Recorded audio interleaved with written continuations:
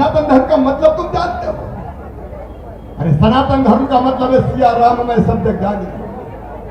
सनातन धर्म का मतलब है वसुधैव कुटुंबकम, सारी दुनिया एक परिवार है। सनातन धर्म कहता है जियो और जीने दो। सनातन धर्म कहता है धर्म की जय हो, अधर्म का नाश हो, प्राणियों में सद्भावना हो और विश्व का, ये सनातन धर्म है जो सबको सुखी निरोग और सबके मंगल और सबके कल्याण की कामना करता है। आज इस सभा में हम सब एक प्रस्ताव पारित करेंगे कि सनातन धर्म की निंदा और अपमान हम सहन नहीं करेंगे। बोलिए सब तैयार है? तो दोनों हाथ ऊपर उठाओ, दोनों मुट्ठी बांधो और बोलो सियावर रामचंद्र की, पवन सुत हनुमान की, उमापति महादेव की, भारत माता की, गौ माता की, नर्मदा मैया की, हर हर नर्मदे। मैं कहना चाहता हूं कांग्रेस राग से खेलने का काम ना करे। राजनीति में धर्म को अपमानित करने का षड्यंत्र कांग्रेस का किसी भी कीमत पर नहीं चलने दिया जाएगा। बहनों और भाइयों, प्रधानमंत्री श्रीमान नरेंद्र मोदी जी के नेतृत्व आज दुनिया सनातन परंपरा को अपना रही है। वसुधैव कुटुंबकम योग पूरी दुनिया में पहुंच गए, गीता जी पूरी दुनिया में पहुंच गए। हम सब धर्मों का सम्मान करते हैं, सर्वधर्म समभाव, लेकिन सनातन के अपमान को सहन नहीं करेंगे। भारतीय जनता पार्टी की सरकार का मकसद है आपकी जिंदगी में बेहतरी लाना। मेरी बहनों, मेरे भाइयों, मैं भी सरकार नहीं चलाता, मैं परिवार चलाता हूं। परिवार चला। बताओ मेरी बहनों, मैं मुख्यमंत्री लगता हूं कि भैया? अरे जोर से बताओ, मुख्यमंत्री हूं कि भैया? मुख्यमंत्री हूं कि मामा? ये भाव कभी कांग्रेस ने पैदा किया क्या? भाई बहन, भांजे भांजी, ये पवित्र रिश्ते हैं हमारे, और जनता की तकलीफ और दुख देख के एक के बाद एक योजना बनाई। देखो ऐसी सरकार कहीं मिलेगी? प्रधानमंत्री नरेंद्र मोदी जी निःशुल्क राशन की सौगात दी गरीबों को। अभी पट्टे की बात कर रहे थे सचिन जी, मैं कहना चाहता हूं गरीब बहनों और भाइयों, चिंता मत करना। ये मामा का संकल्प है, मध्य प्रदेश की धरती पर किसी गरीब को जमीन के बिना नहीं रहने दूंगा। रहने की जमीन सबको चाहिए। बोलो चाहिए कि नहीं चाहिए? रहने की जमीन का टुकड़ा हमारे इतना तो दिया होगा, कम से कम इतना तो हमारे हिस्से में छोड़ा होगा कि एक जमीन के टुकड़े पे घर बना के रह सके। और चाहे वो शराबत के पट्टे का मामला, बरसों से जिनका कब्जा है, चाहे और कहीं के पट्टे का मामला हो, हर गरीब को पट्टा देके रहने की जमीन का मालिक बनाएंगे। और उसके बाद जिंदगी की जरूरत होती है, बड़ा ना हो, भव्य बंगला ना हो, लेकिन रहने को एक ढंग का छोटा सा घर तो चाहिए। बताओ चाहिए कि नहीं चाहिए? अरे जोर से बताओ चाहिए कि नहीं चाहिए? आज ही कैलाश जी, आज ही कैबिनेट ने तय की एक नई योजना, प्रधानमंत्री आवास योजना के अंतर्गत मकान बन रहे हैं। 44 लाख मकान बनाए, प्रधानमंत्री जी को धन्यवाद। आवास प्लस में भी कई नाम जुड़े, वो मकान भी बनेंगे। लेकिन फिर भी हर गांव में हमारे विधायक, हमारे सांसद मुझे कहते थे, कमल बैठे हमारे प्रभारी मंत्री अभी कैबिनेट से आ रहे हैं, वो हमें बताते भैया माताएं बहनें आती है, हमारा घर देख लो, कच्ची टपरिया है, टूटी टपरिया में पड़े हैं, हमारा भी मकान बनवा दो। बोलो बनना चाहिए कि नहीं? जोर से बोलो, और जोर से बोलो। तो सुनो, आज ही योजना बनाई हमने, मुख्यमंत्री जन आवास योजना। प्रधानमंत्री आवास योजना में जिन गरीबों के नाम छूट गए हैं, मुख्यमंत्री आवास योजना में उनके नाम जोड़े जाएंगे। और 2-3 दिन में ही आवेदन भरवाना शुरू कर रहे हैं। कच्ची टपरिया वालों मत घबराना रे, तुम्हारा भाई मुख्यमंत्री है, सब गरीबों के मकान बनेंगे। एक नई योजना हमने शुरू की, मेरे बेटा बेटी मिलते हैं, अभी भी मिलते हैं। इनकी पढ़ाई बताओ ढंग से होनी चाहिए कि नहीं? बात करो, बताओ होना चाहिए कि नहीं? अगर कोई किसान के बेटे, कोई गरीब के बेटा बेटी है, उनमें भी तो बुद्धि होती है, उनमें भी तो अकल होती है, उनको भी तो बढ़ने का अधिकार है। क्या उनके पास पैसे नहीं तो वो पढ़ेंगे नहीं? सुनो मेरी बहनों और सुनो मेरे भाइयों, ये मध्य प्रदेश है जिसने तय किया है, एक नहीं कई योजना। अगर 5वीं पास करके 6वीं दूसरे गांव जाए तो साइकिल देते हैं, कमलनाथ दादा ने बंद कर दी। 8वीं पास करके 9वीं में जाए तो साइकिल के 4,500 दिए इस बार, वो भी कमलनाथ जी ने बंद कर दिए। और 12वीं में अच्छे नंबर लाए तो मामा लैपटॉप के 25,000 खाते में डालता है, अभी मैंने डाले। बताओ गरीब के बेटे के पास लैपटॉप होना चाहिए कि नहीं? और अभी तक तो 75% पे लैपटॉप दे रहे थे। अगले साल जो बच्चे 60% नंबर लेके आएंगे उनको भी मामा लैपटॉप दिलवाएगा। पढ़ने दो यार, बच्चों को पढ़ने दो। लेकिन तुम्हें पता कमलनाथ जी ने ये लैपटॉप भी छीन लिए, पता है कि नहीं? लैपटॉप छीन लिए। मेरे भांजे भांजियों ने क्या बिगाड़ा था कमलनाथ जी? तुमने इन बच्चों के लैपटॉप छीन लिए। और सुनो मेरी बहनों और भाई, जो बच्चे 12वीं में अपने अपने गांव में, मैंने शहर और गांव का मुकाबला नहीं किया, नहीं गांव के बच्चे पीछे रह जाते, अपने अपने गांव में जो बच्चे फर्स्ट नंबर आते हैं हायर सेकेंडरी स्कूल में 12वीं में, उनको मामा ने स्कूटी दिलवाई है, स्कूटी। और इस साल तो एक को दिलवाई है। जो दूसरे नंबर पर रहेगा तो तुम मामा आधे परसेंट से रह गए मामा, आधे नंबर से रह गए मामा। तो अगले साल 3-3 बच्चों को हर स्कूल में स्कूटी दी जाएगी ताकि अच्छी प्रतिस्पर्धा हो, बच्चे पढ़ें और आगे बढ़ें।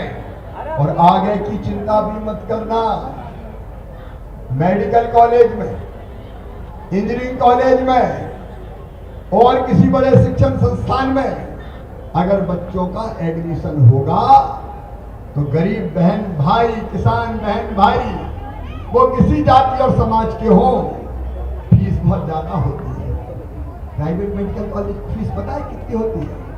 10 लाख 12 लाख रुपया साल, और 5 साल पढ़ना पड़ता है तो 60 लाख 70 लाख। बताओ कोई किसान दे सकता है क्या? जोर से बोलो। गरीब बहन कोई दे सकती है? गरीब दे सकता है? तो उन बच्चों की फीस माता पिता नहीं भरवाएंगे, कौन भरवाएगा? अरे जोर से बताओ, कौन भरवाएगा? बीजेपी की सरकार भरवाएगी, चिंता मत करना।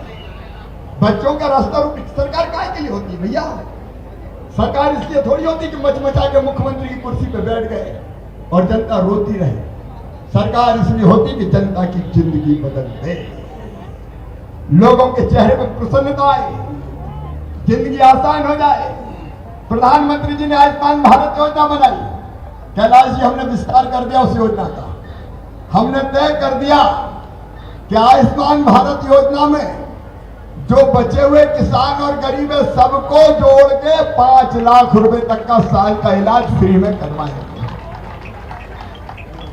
गरीब किसान बीमार हो जाए, एक बीमारी खा जाती है 2 लाख 4 लाख 5 लाख कहां से लगाते?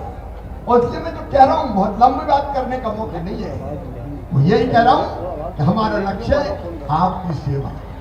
कमलनाथ जी ने तो सब योजना बंद कर दी थी, जवाब देना चाहिए, जवाब क्यों नहीं देते? 900 वचन दिए थे, पूरे नहीं किए। बताओ क्या सब किसानों का कर्जा माफ किया था? जोर से बताओ, किया था क्या? न कर्जा माफ किया, न समूह का कर्जा माफ किया, न बेरोजगारी भत्ता दिया। अरे मेरे बेटे बेटियों, हम तो 1 लाख सरकारी नौकरियों की भर्ती 1 साल में पूरी कर रहे हैं। जो बच्चे उसमें रह जाएंगे उनको स्वरोजगार का लोन, ज्यादा समय नहीं है, मुख्यमंत्री उद्यम क्रांति का वो दे रहे हैं। और उसके बाद अलग अलग कंपनियों में, कोई इंदौर में, भोपाल में, प्रदेश के बाहर भी अगर कोई बच्चे काम सीखने जाएंगे तो काम सीखने के बदले मामा उनको 8,000 रुपया महीना दिलवाएगा। कार्यक्रम शुरू हो गया है और कई बच्चे चले गए।